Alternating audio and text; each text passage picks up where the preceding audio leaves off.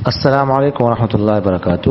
What's app group number 1 میں ابوبکر بھائی نے سندھ سے سوال کیا ہے کہ فرض، سنت اور اسی طرح نفل اور سنت غیر موقدہ میں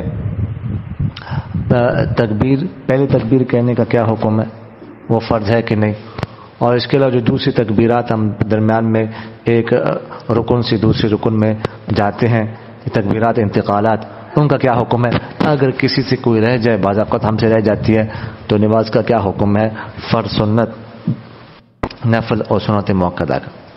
دیکھیے گا، فرض ہو یا سنت موقدہ ہو یا سنت غیر موقدہ ہو یا نفل ہو وغیرہ ذالک، اس میں جو پہلی تکبیر ہوتی ہے نا، پہلی تکبیر، وہ تکبیر تحریمہ، وہ کہنا ضروری ہے، وہ فرض ہے، ٹھیک ہے۔ اس کے علاوہ باقی جو تکبیرات ہیں وہ ساری کی ساری تکبیرات سنت ہے، وہ فرض نہیں ہے۔ اگر کسی سے رہ جائے، کوئی نہ پڑھ سکے، تو نماز ہوتی ہے، نماز ہو جاتی ہے، ویسے تو پڑھنی چاہیے لیکن نماز پھر بھی ہو جائے گی۔ جزاکم اللہ خیر۔